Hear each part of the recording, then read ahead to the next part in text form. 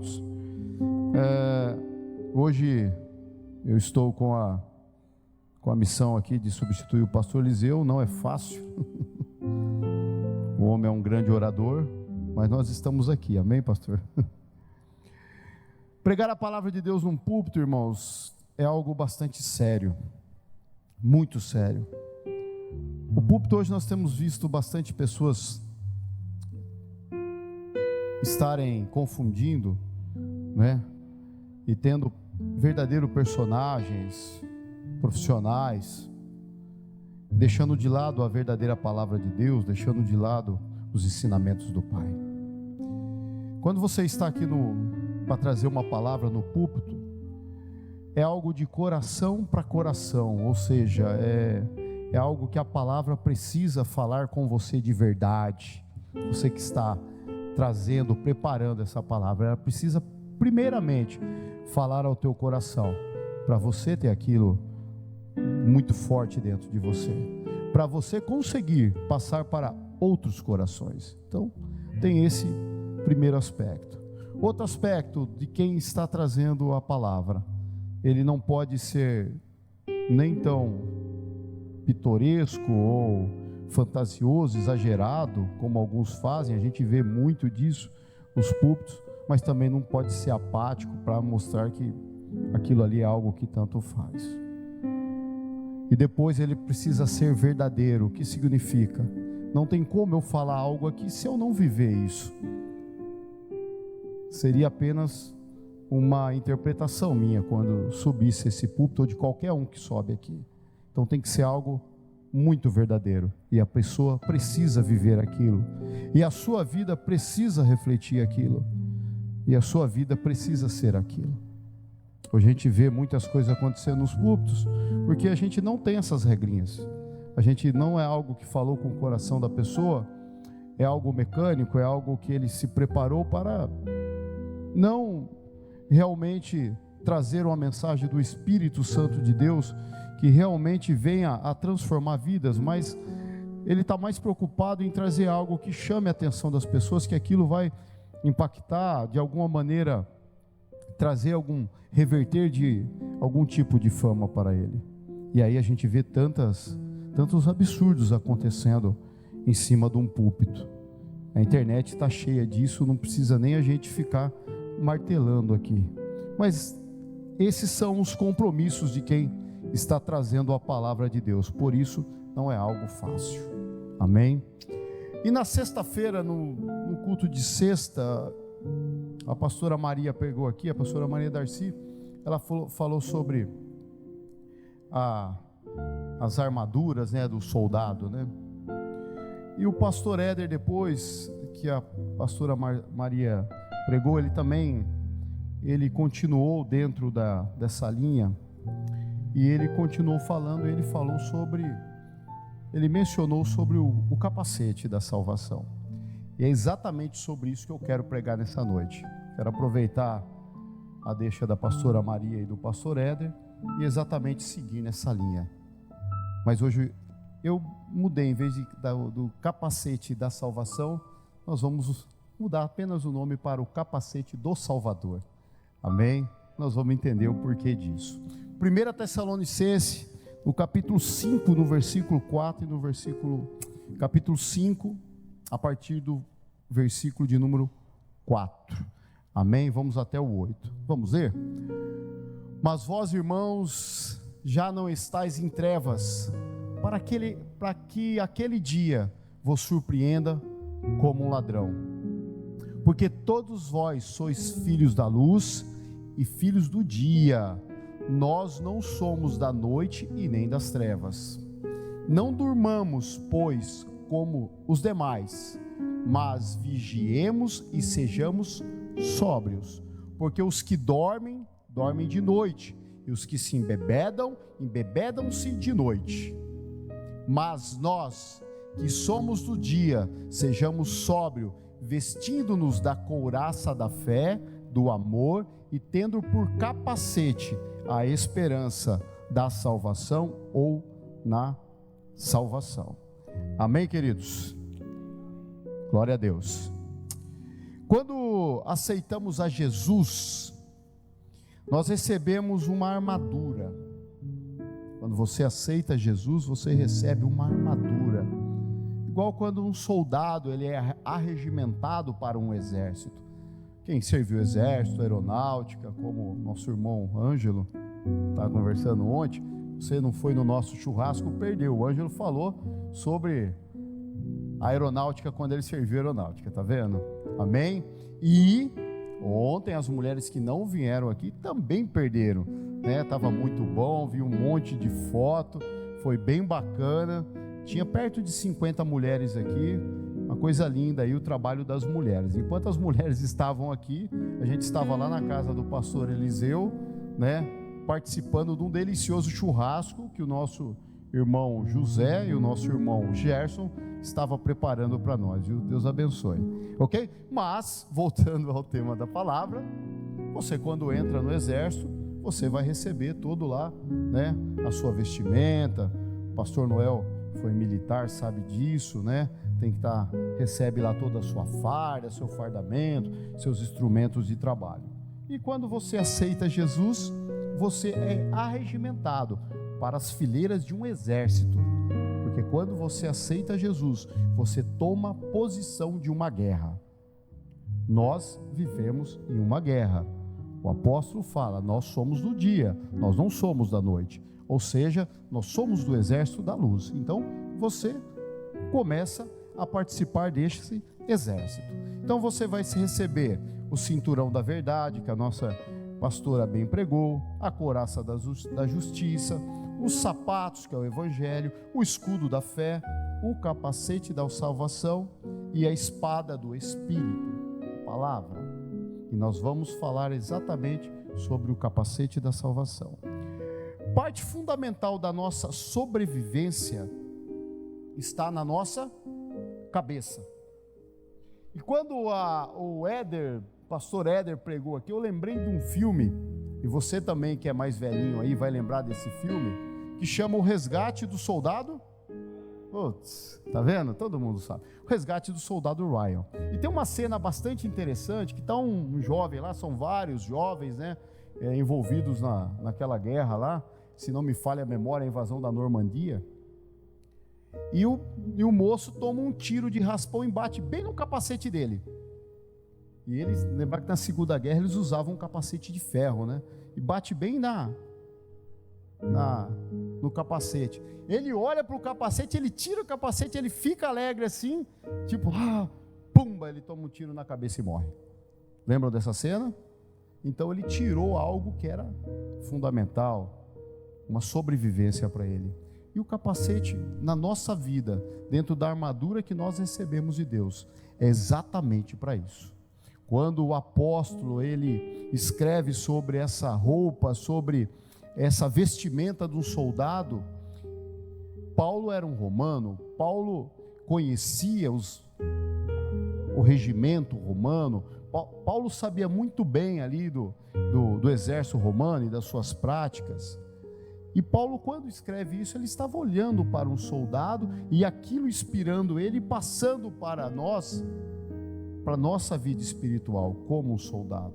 E o capacete para o romano era um capacete todo especial, tinha toda uma parte de pano dentro para poder ter um certo conforto, mas por fora era algo rígido, ou era de bronze, ou alguns até de ferro depois.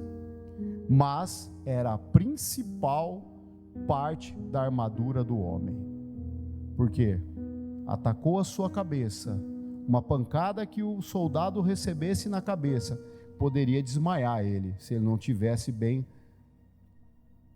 protegido, ou se tivesse sem, facilmente ele poderia ser atingido, e ali não ia adiantar nada o restante da armadura que ele tivesse. Por isso a cabeça dele era vital. E no nosso dia a dia, na nossa vida, não tenha sombra de dúvida, querido, você pode ter dinheiro, você pode estar bem fisicamente, você pode estar cheio de saúde, você pode ter acabado de ir no médico lá, feito aquele check-up maravilhoso, olhado o seu triglicérides, olhado, sei lá, o o que mais? Colesterol, glicemia, né? Não é hipertenso o cara, não tem nada, o cara zero bala, né? Meninão assim de tudo. Mas se você estiver com a sua cabeça com algum problema, nada disso te deixa feliz. Você pode ter o melhor emprego do mundo, você pode ter a melhor empresa do mundo, você pode ter tudo de bom, mas nada disso vai deixar você feliz. Por isso a importância de um capacete. Outra coisa, por que eu amarrei como o capacete do Salvador? Porque também no momento em que o Éder estava pregando, estava aqui falando aqui depois da pastora Maria, eu também lembrei de Jesus. E Jesus, ele também esteve aqui na terra. Jesus também passou por os mesmos problemas que eu e você passa. Aliás, Jesus passou por um problema muito pior do que eu. Não tem nem o que falar, é muito pior do que você. Para ser o capacete da salvação, tem que ser o capacete do Salvador. E eu logo lembrei das tentações de Jesus. Tem algo interessante. Você vê na passagem que nós vamos ler daqui a pouco, Jesus é batizado por João no Jordão. Jesus, quando ele fica de pé, naquele momento Deus revela a todos que ali estavam, e através do Espírito Santo, Deus fala para todos ouvirem, através do seu poder, fala, ó, esse é o meu filho amado, a qual eu me comprazo. No entendimento nosso, aquele momento não estava só ali aquelas testemunhas. Pode ter certeza que Satanás naquele momento estava vendo isso. Satanás tentou matar Jesus quando ouviu-se a profecia e acendeu no coração de Herodes e mandou matar os bebês. Diversas maneiras Jesus foi perseguido. Só que ali você imagina como que Satanás viu toda aquela cena. Anda para frente, nós vamos ver lá em Lucas, no capítulo 4, a partir do versículo de número 1, Jesus é levado pelo Espírito para o deserto. E Jesus, cheio do Espírito Santo, voltou do Jordão e foi levado pelo Espírito ao deserto. E 40 dias foi tentado pelo diabo. Muitas vezes a gente ouve bastante pregação, que vai dizer o que eu vou pregar daqui a pouco, sobre as tentações que se seguem. Mas Jesus ficou 40 dias sendo atormentado por Satanás, sendo provado, colocado à prova. Não tinha nada, Satanás apenas queria que Jesus desistisse da sua missão. Apenas isso. Queria que Jesus desistisse da sua missão. E ali tinha alguém que ficava durante 40 dias tentando Jesus. Nesses 40 dias, ele não comeu coisa alguma. E terminado eles, Jesus teve fome. Continua. E disse-lhe o diabo: se é tu filho de Deus, dize a esta pedra que se transforme em pão. Jesus respondeu dizendo: está escrito que nem só de pão viverá o homem, mas de toda palavra de Deus. O que isso nos ensina, irmãos? Por que eu fui aqui? Porque eu fui me inspirar no Salvador. É da onde vem o modelo do nosso capacete. É o capacete do Salvador, que é o capacete da salvação. Então Jesus foi tentado nas suas necessidades básicas, no mais simples que nós possamos imaginar. Jesus foi tentado 40 dias. E não vem alguns aí falar, amarrar com o período lá de Moisés e de Elias, porque a tentação de Jesus, meu querido, foi num alto nível. Satanás, ele sabia quem Jesus era. Não era apenas um profeta, com todas as reverências que merece Moisés e Elias. Jesus, ele sabia que Jesus era o Filho de Deus. Então você imagina o nível de tentação, o nível de confronto, a batalha espiritual que Jesus estava passando. Que bom, o seu capacete foi forjado nesse modelo. O cristianismo, preste atenção, o cristianismo não transforma o mundo na realidade que queremos, mas nos capacita a viver nesse mundo. Então, meu irmão, o mundo é ruim, o mundo é mau, o mundo é difícil, mas o Senhor nos capacita para viver nesse mundo.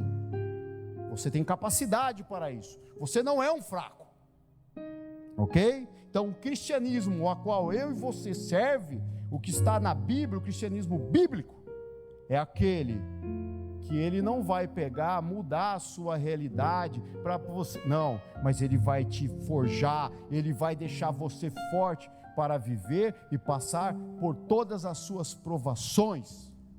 Amém?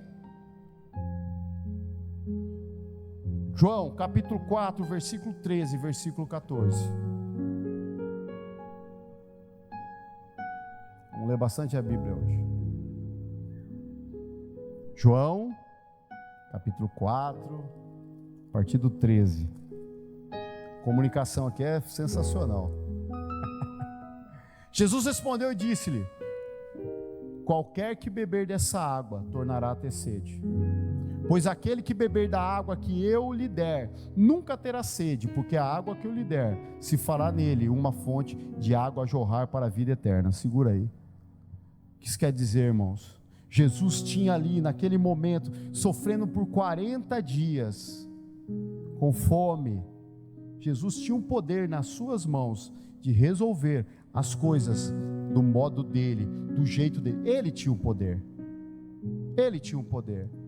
mas Jesus não se desviava do propósito que o Pai tinha deixado para ele. Jesus não se desviava do propósito. Irmãos, o que eu quero dizer para você? Muitas vezes você está passando por situações e você tenta resolver as coisas da sua maneira. Se você fosse Jesus, fala assim: realmente eu estou com fome, ô pedra, vira pão para mim. Já perdi o propósito, já falhava ali. Porque o que acontece, querido, quando você tenta resolver as coisas da sua maneira, do seu jeito, da maneira que você transforma as coisas, da maneira que você consegue, com as suas próprias mãos, com os seus próprios feitos, com o seu intelecto, é igual a água que estava dentro do poço ali da mulher samaritana. A pessoa estava com sede, ia chegar, tirar a água, beber, ia passar algumas horinhas, ia estar com sede, ia ter que tirar a água, beber. É assim, quando você pega, você não entende o propósito, você começa a dar um jeito, querer resolver da sua maneira, você sempre vai voltar no mesmo lugar. Agora, quando você entende, igual Jesus entendeu o propósito que ele tinha, e que o propósito que ele tinha era muito maior do que um pão para matar a fome dele, mesmo estando 40 dias com fome, você bebe da água viva que é Jesus, e esse é o seu maior propósito na sua vida. É Ele que tem o maior propósito que você possa conseguir no mundo, é Ele que tem o melhor para você, é Ele que tem um caminho de vida para você.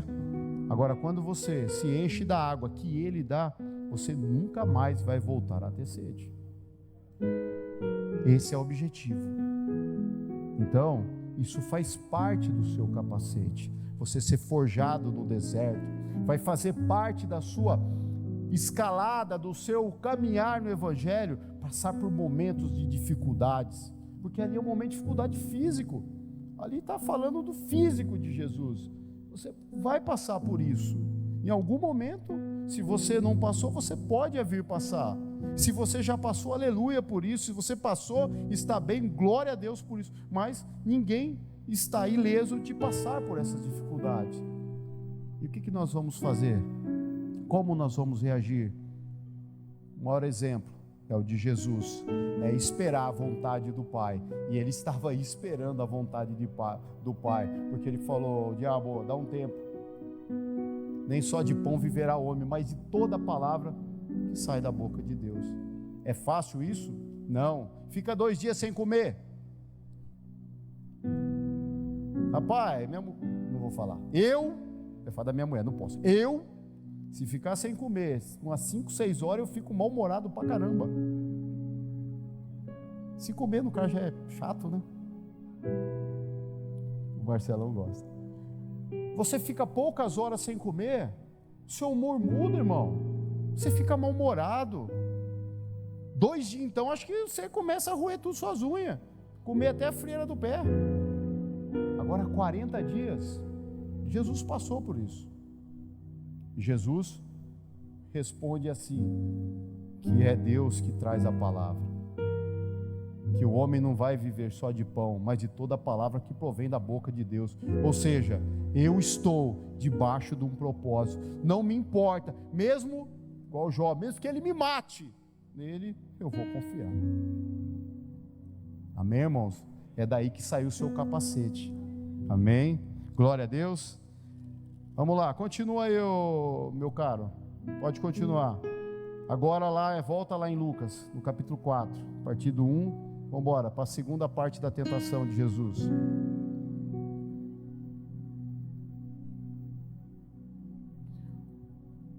Aí, o diabo, levando a um alto monte, mostrou-lhe, num momento de tempo, todos os reinos do mundo.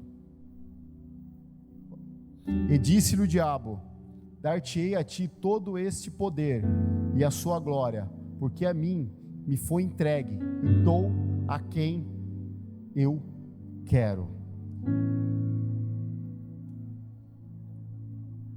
Irmãos, na história do cristianismo, muitos irmãos foram perseguidos e mortos. Muitos foram colocados em presídios, ficados sem comer, morreu de fome na prisão. Muitos. O evangelho é um evangelho de sangue. Começou com o sangue puro de Jesus. E vários dos nossos pais do cristianismo morreram, foram perseguidos. Na história recente, foram perseguidos por governos e continuam até hoje. É só você pesquisar. Então muitos morreram por essa fé. Só que tem algo dolorido hoje que está acontecendo. A igreja tem cedido a essa tentação que o diabo tentou Jesus. O diabo chega para Jesus e oferece todos os reinos da terra. Leva Jesus num ponto alto e por um relance fala: está vendo tudo isso? É meu, pertence a mim, eu dou para quem eu quero. Mas você tem algo, você precisa me adorar. E nós vemos com muita dor no coração muitas pessoas, muitas igrejas cedendo a essa tentação do diabo, pelo poder, pela riqueza. Tem um escritor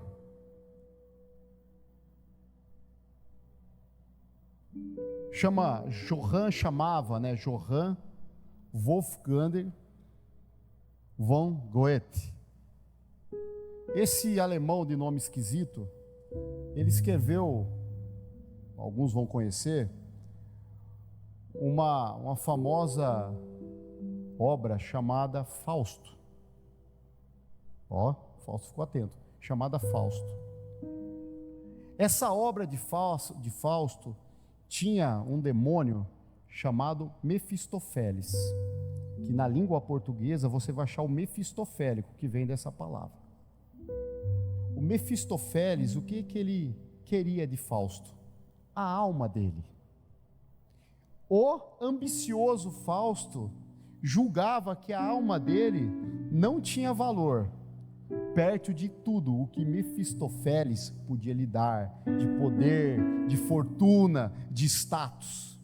Interessante como que a arte revela as astúcias de Satanás, que na Bíblia está muito claro. Você não precisa ler nenhuma literatura para saber isso daí. E a gente não entende isso, nós não entendemos isso. Satanás tem usado esse recurso. Satanás tentou aprisionar a igreja. Satanás tentou fazer passar fome, matar os filhos, esquartejar, fazer tudo o que é de mal com a igreja, e não conseguiu parar a igreja, não conseguiu de maneira nenhuma. Os leões que a gente canta que não conseguiram, parar a força do evangelho. O Império Romano, com todos os seus poderes militares, não conseguiu, o helenismo, com a sua cultura milenar que veio desde os gregos, também não conseguiu. Mas a igreja moderna está sendo iludida pelas tentações de Satanás em relação a poder, em relação a esses mundos. Mas está falando da igreja. Eu estou falando da igreja. A igreja também sou eu e você, como parte do corpo de Cristo, que é a igreja. O homem tem trocado a salvação da sua alma, assim como o tal do Fausto lá, que não importava com a alma dele. O que importava era o status, era o poder, era estar envolvido com pessoas influentes. Nós trocamos às vezes. Esse é algo que a nossa cabeça precisa estar protegida contra. É muito mais do que a fome. É muito maior do que a fome. É uma tentação muito maior do que a fome, do que os problemas físicos, do que a doença. É muito maior. É impressionante como a nossa mente é atraída pelo inimigo quando envolve poder, quando envolve fama, quando envolve status, quando envolve favores. E como está seu capacete para isso? Como é que está? Está bem protegido? Você está com a sua cabeça bem protegida dessas coisas? Porque isso vem desviando muita gente. E não é desviando levar o camarada lá para fora, não. O camarada fica dentro da igreja. O camarada fica dentro da igreja, desviado. Ele acha que isso não é, o pastor Luiz, não é anormal. Não, tá tudo bem. Está tudo bem. Mas tem atraído o coração da igreja de uma maneira tão grande, que você vê líderes se entregando, pessoas que deveriam estar conduzindo o povo para um caminho de santidade, um caminho de retidão, um caminho de simplicidade, porque o evangelho ele é simples. O evangelho de Jesus começou com pessoas simples. Se você estudar vir aqui na escola bíblica aqui, nós estamos estudando Atos, você vai entender de onde saiu esse evangelho que nós pregamos. Saiu de homens que eram pescadores, homens simples, sem cultura, que quando falavam, estavam cheios do Espírito, o povo ficava abismado, falava assim, mas como que saiu tudo isso desse homem? Porque tinha um Espírito ali, eram pessoas simples, pessoas que pegavam, vendiam tudo o que tinha, entregavam aos pés dos apóstolos, para que outros irmãos não tivessem necessidade. É pessoas que não importavam com ele mesmo, é pessoas que o perder, coisas desse mundo, para eles era um ganhar com Cristo. Agora você pega uma igreja que é o contrário, não quero ser simples, eu quero ter minha cadeira de destaque, eu quero chegar aqui e ser ouvido, mas não ouvido por vocês, que isso não ouvido aqui, no meio político, no meio empresarial, nada errado contra isso, mas irmãos, qual que é o seu propósito? Será que você, falar uma coisa séria, irmãos, você começa a ver, no meio nosso, você começa a ver pessoas que é vaidade pura. Você começa a ver profetas, apóstolos, bispos, que é vaidade pura. O cara não se aguenta mais, ele quer ser mais do que você, ele quer ser mais do que eu. Aqui eu sempre insisto em falar isso, só é mais alto esse púlpito porque a palavra tem que estar acima de todos nós. Só isso, nada mais do que isso. Esse púlpito só é mais alto porque a palavra está acima de todos nós. É a palavra que domina. Agora o camarada vem aqui porque ele é estrela, ele quer ser estrela. E aí ele quer tomar o lugar do sol da justiça. Esse é o negócio. Querido, se na sua vida você está com um complexo de vaidade, você acha que você é melhor do que alguém, irmãos, pelo amor de Deus, tem coisa errada contigo. Onde na cadeira da sua vida senta a vaidade, o Espírito Santo vai embora. Ele não fica não, ele levanta e vai embora. Porque o Espírito Santo não convive com vaidade. Então você não é melhor que ninguém. O Evangelho, voltando ao Evangelho raiz, voltando ao princípio do Evangelho, nós estamos para servir. Servir, servir, servir e servir. É o Evangelho do escravo. O outro Evangelho é o Evangelho do iluminismo, o Evangelho humanista. Aqui não é Evangelho, que é algo que já parou na segunda peneira ali, ó. Não passou. E é isso que está acontecendo hoje, irmãos. Então não aceite, combata na sua vida em primeiro lugar. Se você está tendo pequenos bezerros de ouro na sua vida, você está com um grave problema de ser reprovado por Deus. Não ter passado na prova. Provavelmente o seu capacete está em algum lugar lá, procure ele que você vai achar ele. Urgentemente coloque o capacete na sua cabeça aí, para proteger dessas coisas que estão chegando no seu ouvido, querendo te encantar, querendo desviar o teu foco, querendo desviar o teu propósito. Assim foi com Jesus. Satanás tentou de várias maneiras, não pegou no lado físico, deixa eu pegar no lado do ego dele, deixa eu ver quem é esse cara. Se foi assim com Jesus, não vai ser comigo e com você. Não vai te colocar em lugar, eu falo, olha, estou te colocando em lugar de honra. Você fala assim, nossa, Deus está me colocando em lugar de honra. Não é nada, não é Deus. Cuidado esse lugar de honra aqui. Você acha que Deus está te colocando? O lugar de honra que Deus te coloca tem um propósito. Existe um propósito dele para você, não de você para Deus, dele para você. Aquele lugar é um lugar aonde você vai ser frutífero, você vai multiplicar, você vai falar de Jesus, você vai salvar a vida de alguém, você vai ser útil para o reino, ou você está sendo útil só para você, para os seus negócios, para as suas coisas, para os seus pensamentos, para os seus desejos?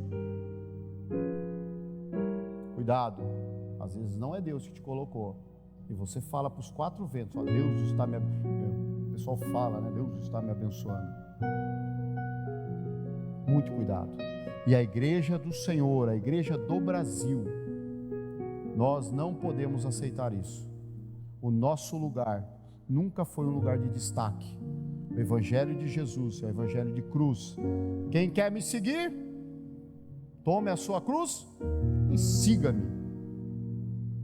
Cruz é o quê? Calvário. Cruz é o quê? Madeiro, crucificação, sacrifício. Não faz muito sentido. O Evangelho de Jesus é um evangelho duro, difícil, aos olhos humanos, querido. Então, como você está enxergando? Então, na segunda peneira aí, como que você está? Olhe para a sua vida.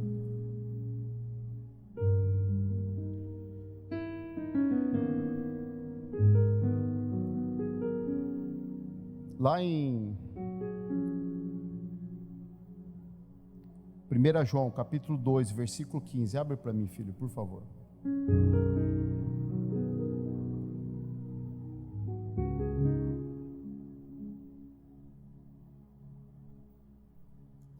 Não ameis o mundo, nem o que no mundo há. Se alguém ama o mundo, o amor do Pai não está nele. Porque tudo que há no mundo, a concupiscência da carne, e a concupiscência dos olhos, e a soberba da vida, não é do Pai, mas do mundo. Tem mais um, filho, pode ir.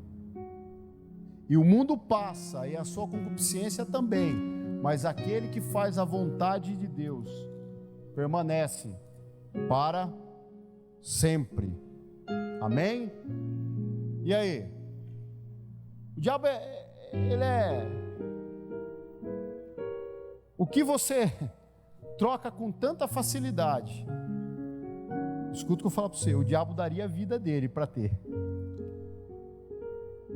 O que você troca com tanta facilidade, o diabo daria a vida dele para ter a salvação que você tem.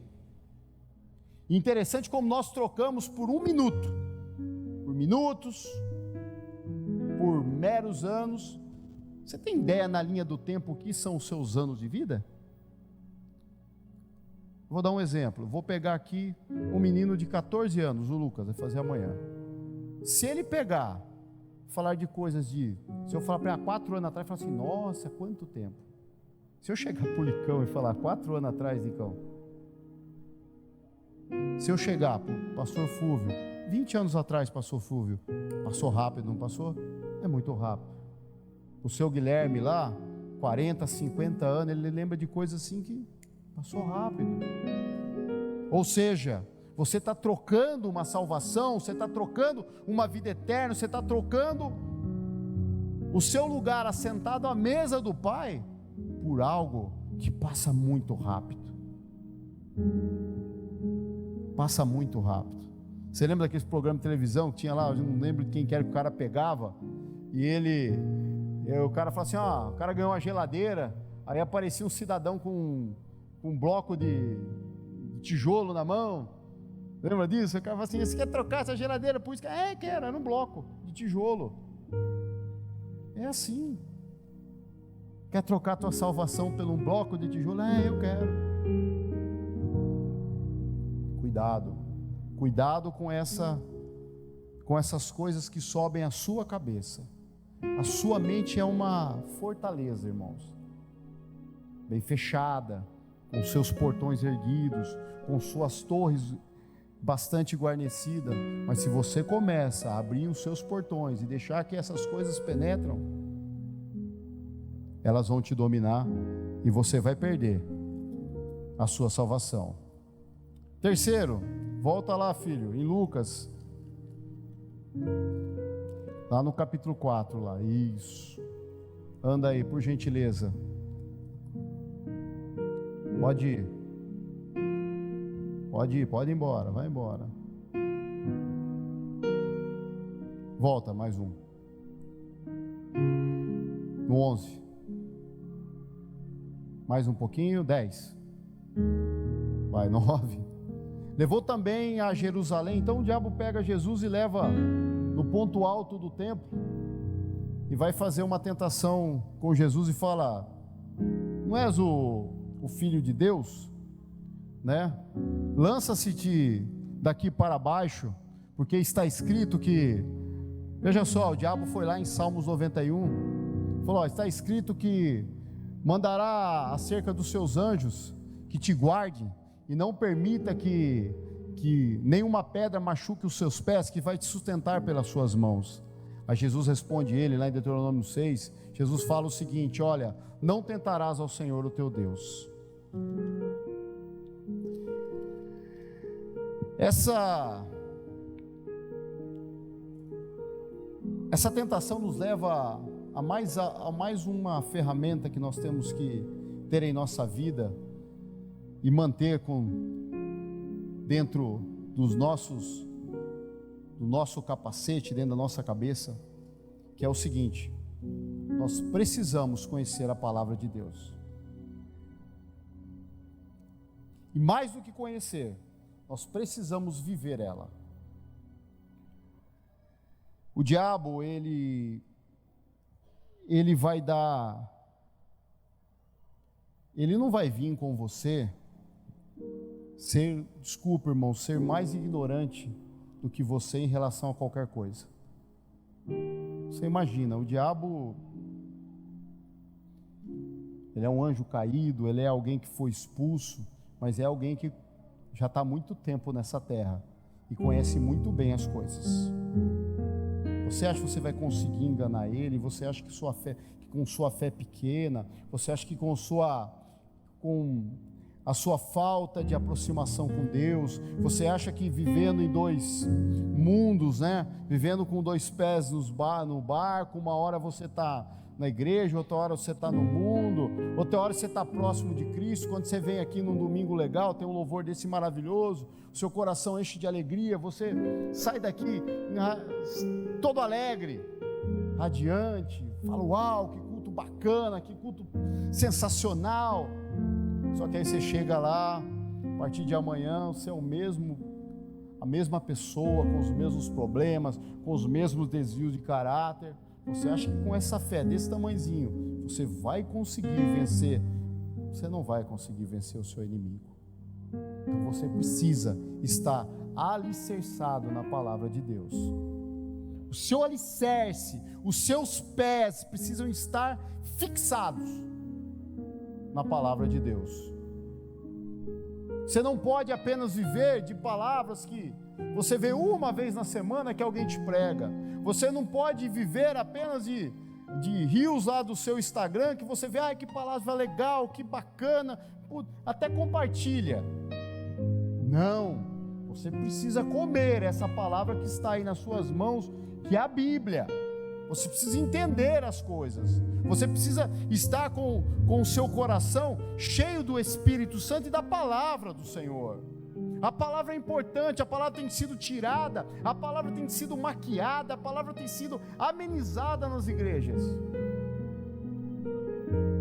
Quando o pastor Eliseu bem fala sobre a escola bíblica, fala com propriedade que as igrejas têm abandonado os estudos.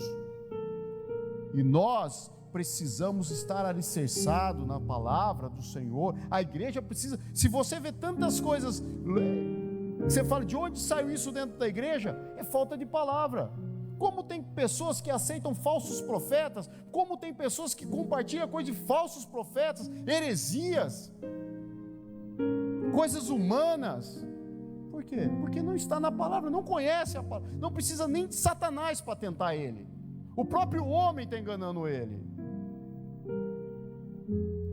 Quer o seu capacete reluzente, forte? Leia a palavra do Senhor.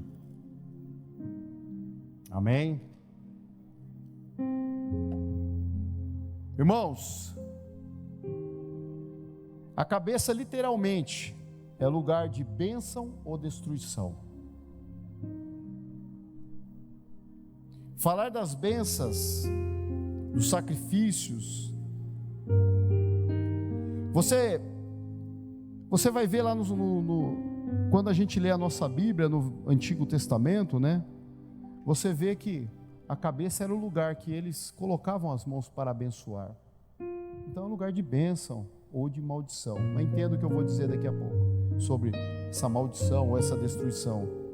Você vai ver o próprio Jesus, quando tentam afastar as crianças dele, ele abençoa aquelas crianças. E realmente é um lugar de bênção, um lugar de destruição. A sua cabeça, ela pode ser a sua liberdade ou a sua prisão. Provérbios capítulo 23 e versículo 7, filho.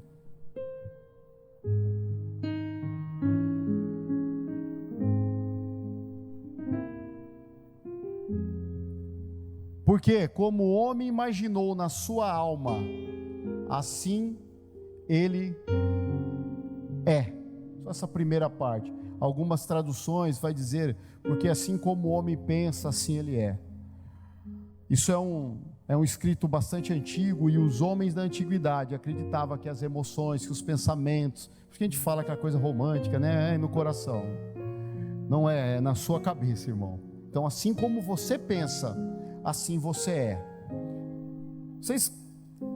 Eu assisti um seriado americano, uma série americana que passa aí, numa dessas Discovery da vida aí, acho que é na Discovery Home Health, que aparece aquele doutor Nao Zaradian, acho que é uma coisa assim. Já viu esse cara que aparece, chama Perder para Ganhar lá? Que aparecem pessoas que com obesidade mórbida, né? Isso. Como? Pesos mortais, isso aí. Você já viu que a primeira coisa que ele faz, Ed, o que é? Encaminhar a pessoa para quem? Para um psicólogo. Já viu isso aí? Ele encaminha a pessoa para lá primeiro. Ele não coloca o cara já na academia. Ele coloca o cara lá. O cara poder pegar, conversar, entender o que está acontecendo com ele e ver o que levou a pessoa, por exemplo, a chegar naquilo. Às vezes pode ser algum desvio da própria cabeça. Mas há muito mais do que isso. Por mais que a pessoa venha passar por um processo cirúrgico, algo assim, a cabeça dela precisa mudar. Irmãos, a nossa cabeça Existem estudos que falam que você pensa por dia cerca de 70 mil vezes. Agora, como o cara chegou nisso, não me pergunte, que eu não sei. Mas é estudo. O cara diz que pensa 70 mil vezes. É uma coisa extremamente complexa a nossa cabeça. Por isso que não é à toa que fala assim, o capacete da salvação. Porque é ali que o diabo aprisiona as pessoas. Então, o camarada, ele vai passar por um processo desse, ele precisa ter algo que ajuda ele a mudar o comportamento dele, mudar a cabeça dele, para poder mudar a vida dele. Quando ele muda a cabeça dele, ele muda a vida dele. Tem pessoas que você vê N história, várias histórias, o cara, em algum momento, ele tem um choque de realidade, um médico fala, amigo, você vai morrer. Se você não mudar o seu jeito de viver, se você não fechar a sua boca, se você não emagrecer, se você não parar de fumar, se você não parar de beber, se você não sair dessa vida maluca, bicho, você vai morrer. O cara tem um choque de realidade, ele muda o comportamento. Mas por que ele mudou o comportamento? Porque ele entendeu que aquilo estava fazendo mal para ele e ia matar ele. Tem pessoas que não adianta nada. Não adianta nada. Vai tomar remédio, vai na academia, vai fazer um monte de coisa, só que se não mudar o comportamento, não muda a sua própria vida. Não vai alterar. Vai viver frustrada. Precisa mudar o quê? A sua cabeça, a sua mente.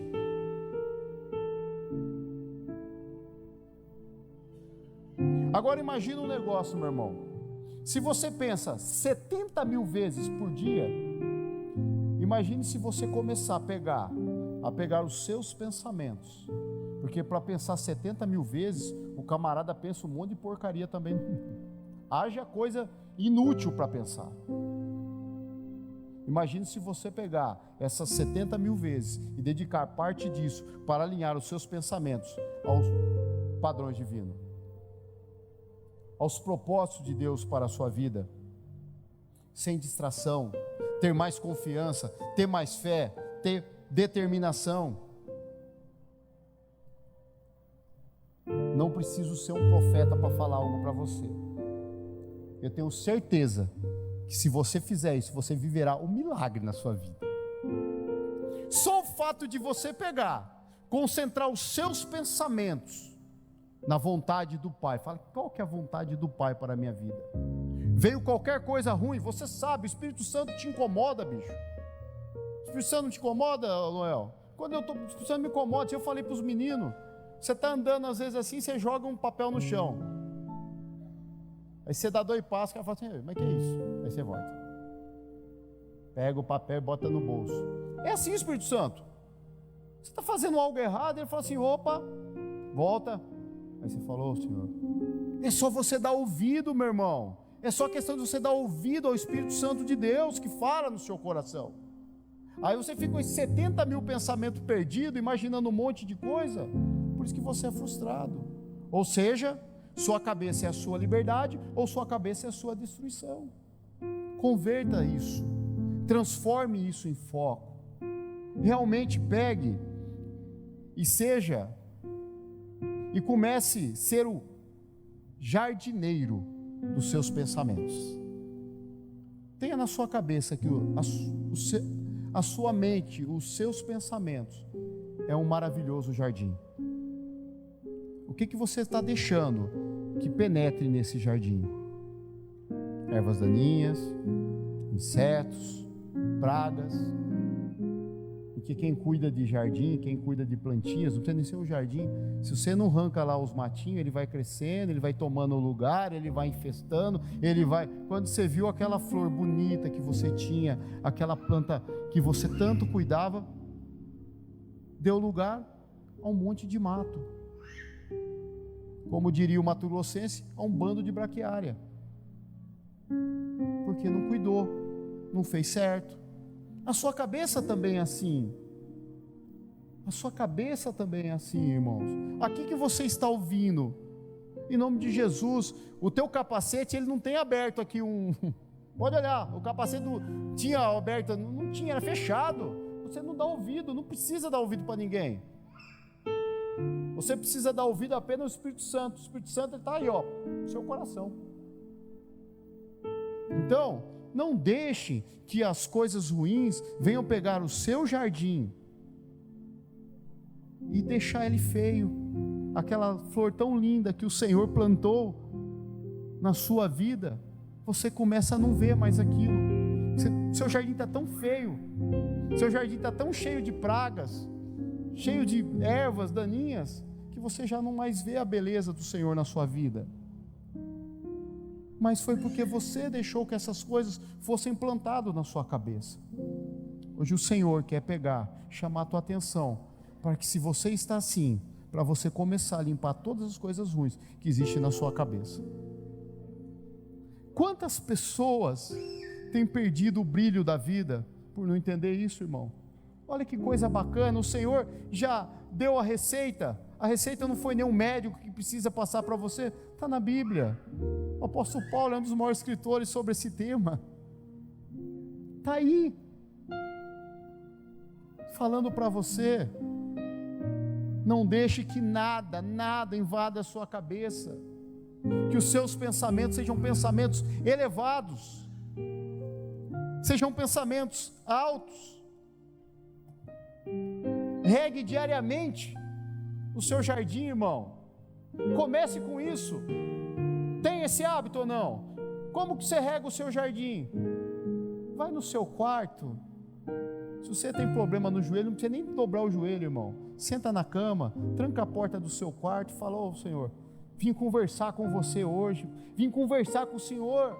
Papo de pai para filho.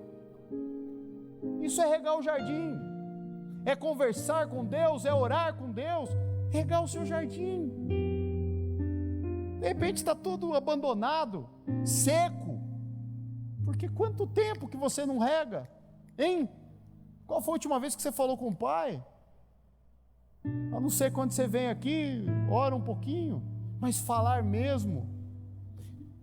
Honestamente, nós que somos pai, quando o seu filho ou filha chama você de lado e tem uma conversa com o coração aberto, não tem um pai que tenha coragem de dizer não. Aí eu lembro de Jesus: vocês que são maus, se um filho pedir um pão, vai dar uma pedra? Ou uma cobra?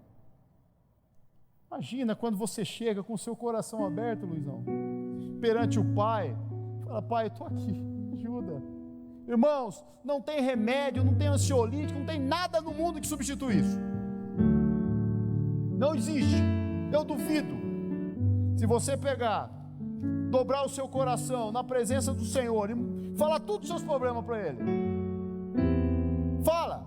Você chega lá na frente de um cara, lá, não estou minimizando essa profissão, pelo amor de Deus, é útil, mas você conta tudo para o cara, lá para o psicólogo, pro psiquiatra, eu não sei.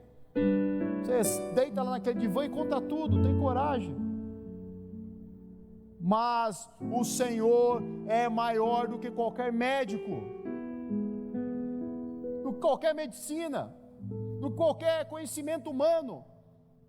Você acha que um cara igual você, formado igual você, que nasceu do pecado de um homem e de uma mulher, pelo ventre de uma mulher, tem mais conhecimento do que aquele que te criou? Hã?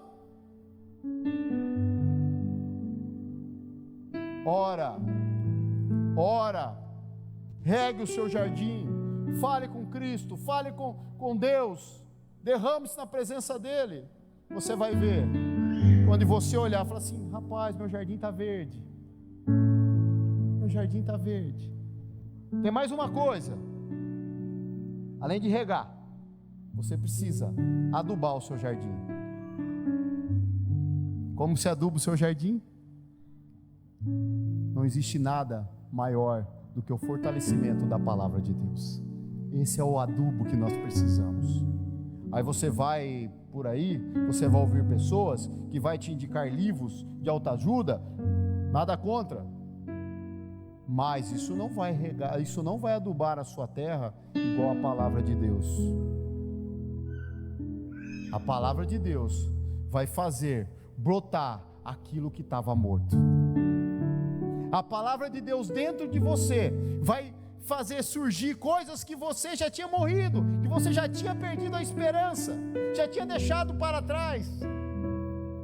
Aquela flor que já tinha morrido, que você nem sabia mais como era. Quando você olha e fala assim: olha quem apareceu de novo. Eu gosto de planta muito. Quando eu passo, eu vejo uma flor e falo: nossa, nem sabia como que era. Eu paro para ver. Você vai ter esse prazer de ver dentro da sua vida as coisas nascendo novamente. Crê nisso? Então dá glória a Deus. Amém? Deixa eu pular meia folha aqui, pastor. Mas fiz uma dissertação, um TCC aqui hoje. Outra coisa, eu desafio você também a parar.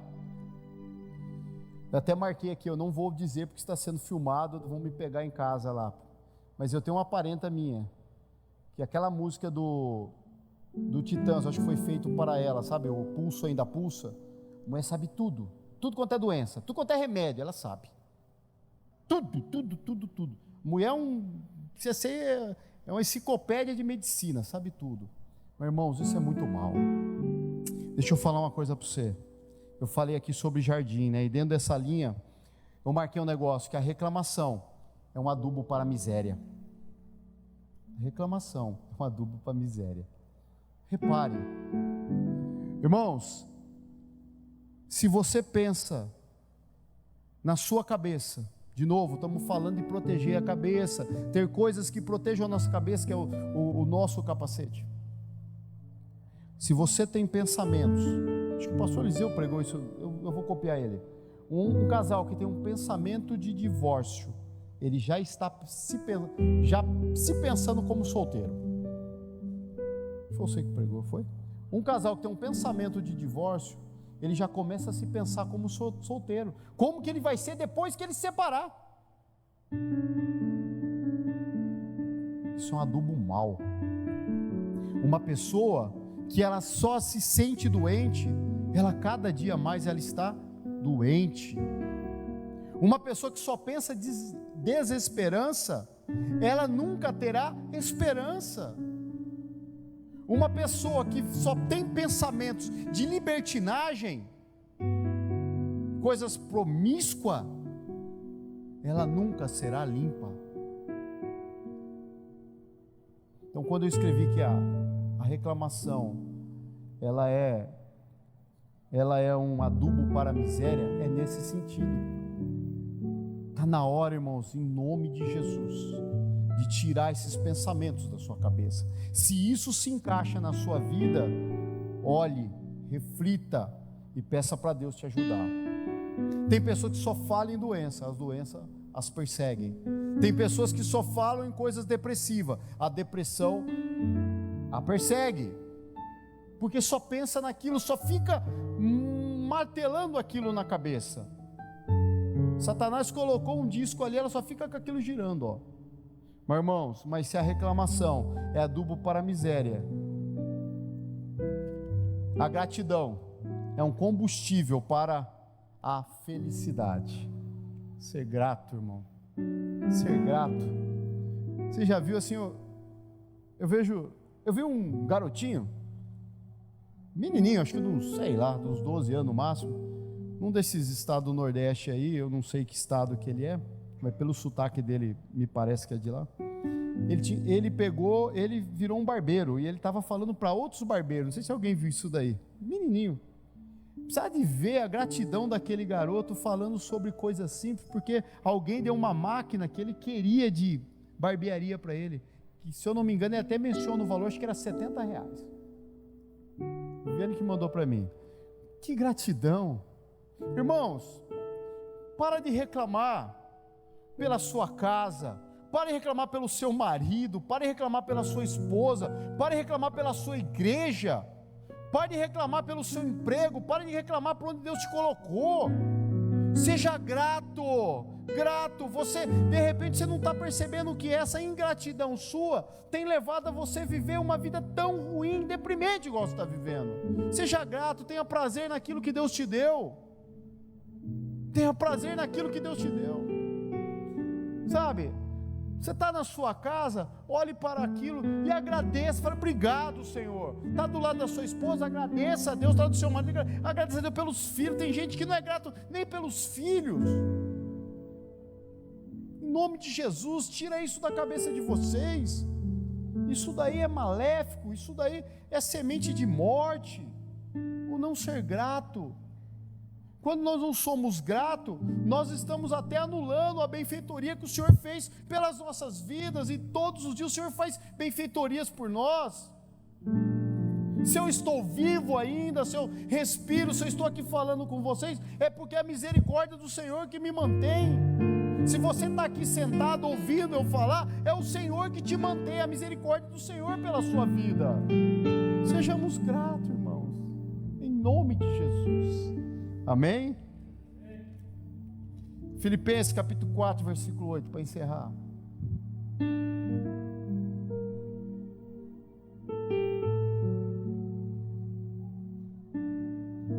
Amém? Isso é bastante conhecido. Quanto ao mais, irmãos, tudo que é verdadeiro, tudo que é honesto, tudo que é justo, tudo que é puro, tudo que é amável, tudo que é de boa fama, se há alguma virtude, se há algum louvor, nisso pensai. Só para aquele lá. Amém? Deixa aí. Quanto ao mais, irmãos, tudo que é verdadeiro, tudo que é honesto, tudo que é justo, tudo que é puro, tudo que é amável, tudo que é de bom, de boa fama, se há alguma virtude e algum louvor, nisso pensais. Esse é o pensamento de Cristo. Esse é o pensamento de quem está com o seu capacete em ordem, com o seu capacete reluzente, não está com o capacete amassado, não está com o capacete trincado, não está sem o capacete. O Senhor quer que você pense em coisas boas. Pare de ser um murmurador, pare de ser um reclamador, comece a ser grato, comece a ter pensamentos elevados, comece a ter pensamentos que vêm do alto, em nome de Jesus. O Senhor te chama nessa noite para você ser o protagonista da sua vida. Tome as rédeas da sua vida, controlando a sua mente. Se você entendeu, coloque o capacete de Cristo nessa noite e seja o dono da sua vida. E viva uma vida feliz, que é o que o Senhor quer que você viva, de uma maneira feliz, dominando a sua mente, passando pelas provações como Jesus passou, passando pelas tentações como Ele passou, e vencendo como Ele venceu. Amém? Aplauda ao Senhor Jesus. Glória a Deus.